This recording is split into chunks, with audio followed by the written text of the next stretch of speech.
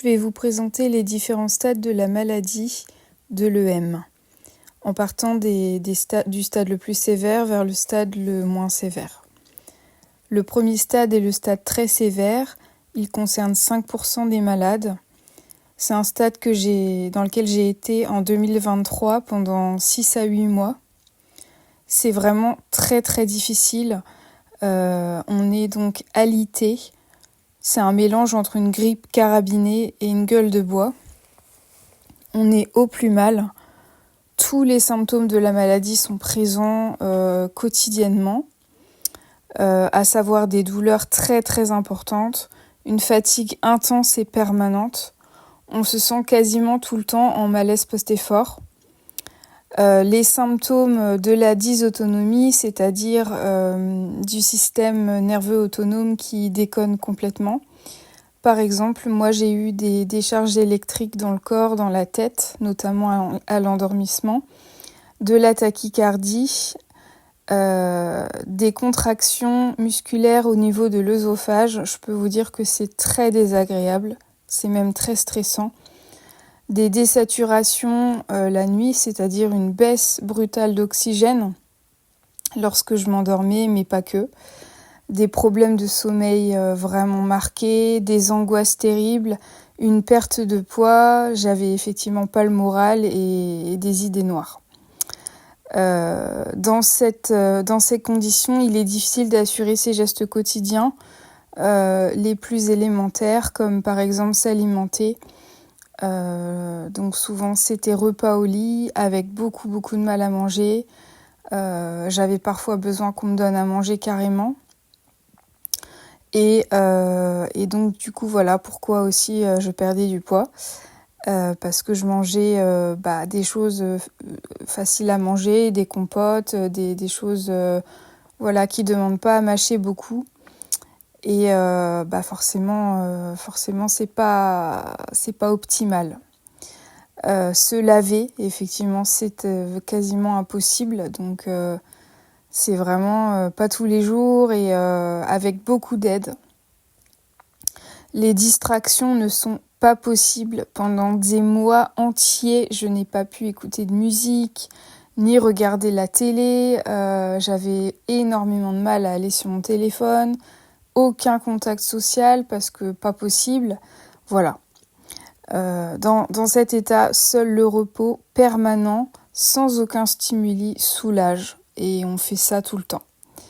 J'ai vécu ça pendant des mois et je peux vous dire que c'est vraiment la pire chose qui puisse exister dans cette maladie. Mais même au-delà, je dirais que c'est juste horrible. Voilà. Donc sachant qu'il y a encore des sous-catégories de gens qui sont encore plus en état sévère et parfois carrément alimentés par sonde. Voilà. Donc c'est l'état très sévère, c'est pas glorieux, mais voilà, je vous explique. Ensuite, il y a l'état sévère qui concerne 20% des malades. C'est l'état dans lequel je suis actuellement depuis donc fin 2023 et toute l'année 2024. Et je stagne dans cet état depuis 1 an et demi. Dans l'état sévère, on est confiné à la maison. On a une petite autonomie de 20% avec une diminution de 80% de ses possibilités. Ça veut dire que 3/4 de ma journée, je suis au repos. Dans cet état, on recommence à vivre. Les symptômes sont toujours là, mais moins marqués. L'intolérance à l'effort est toujours très forte, que ce soit physique, cognitif ou émotionnel. Et la seule option, c'est de faire le passing. Je referai effectivement une vidéo sur le passing pour bien expliquer ce que c'est. Donc c'est le fait d'alterner les périodes d'activité, de repos et de toujours rester dans le vert pour ne pas se retrouver en malaise et décharger sa batterie complètement. Donc c'est une alternance à avoir entre les deux. Ce stade-là peut durer plusieurs années. Voilà. Donc moi je suis en stade sévère. Ça veut dire que je sors pas beaucoup de la maison. Le troisième stade, c'est le stade modéré qui concerne 50% des malades. C'est un stade dans lequel j'ai été au tout début de la maladie, en 2022, autour du mois de janvier et jusque quasiment la fin d'année 2022. Mais à ce moment-là, je ne savais pas que j'avais cette maladie-là, donc je me suis aggravée en forçant. Et du coup, je suis tombée en stade très sévère, puis je suis revenue en stade sévère. Mais voilà, au début, j'étais en état modéré.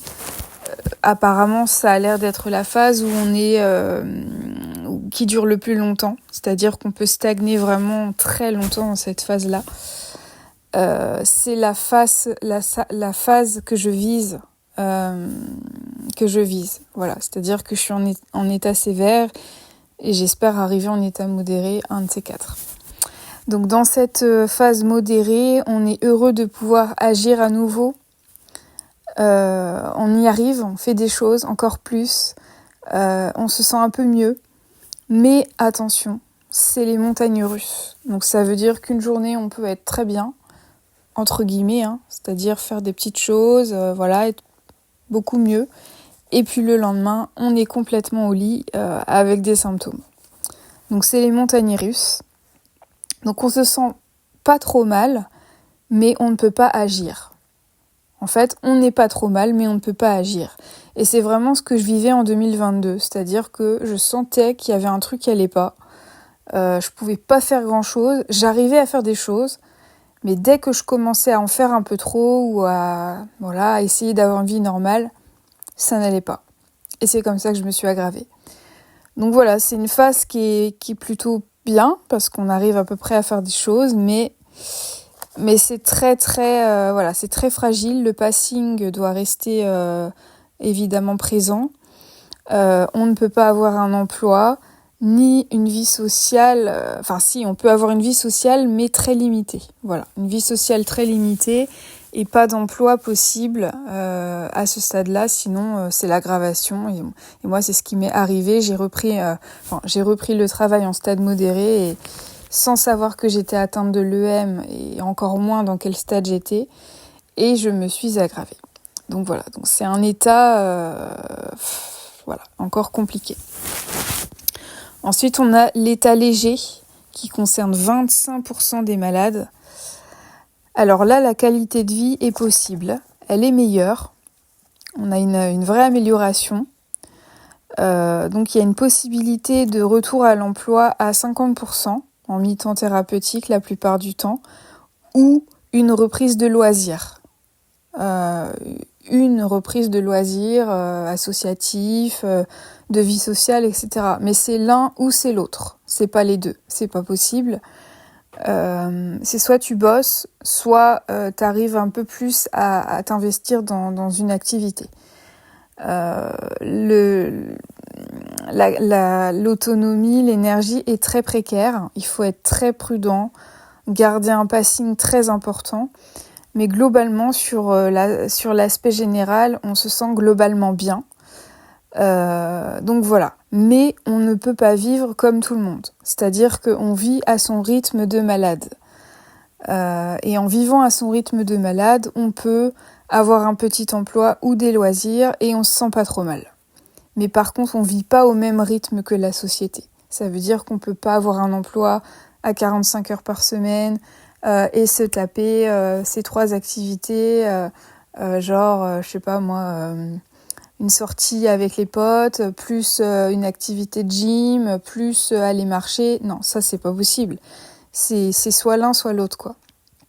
Donc on est quand même sur un état qui est quand même agréable, mais on reste très fragile et très malade tout de même, et on n'est pas comme une personne lambda normale. Voilà. Le dernier stade, c'est le stade de la réémission, de la récupération totale. Donc au niveau des pourcentages, c'est très rare.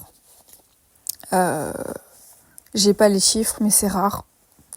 C'est le Graal, c'est ce que chaque malade de l'EM espère avoir un jour.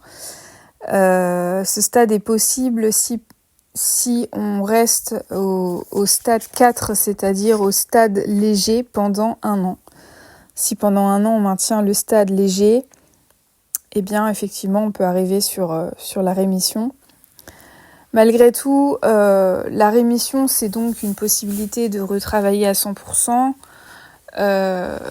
d'avoir des loisirs aussi, peut-être l'un ou l'autre, ou les deux, mais voilà, on est quand même vraiment quasiment sur une récupération comme avant, mais voilà, faut rester quand même assez prudent et on reste quand même une personne fragile.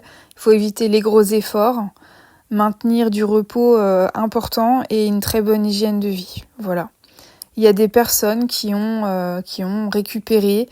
Je pense par exemple à une personnalité connue, Chris Marquez, un danseur qui est juré dans Danse avec les stars et qui a récupéré de l'EM. Donc, mais par contre, pour arriver à ça, ça peut prendre des années.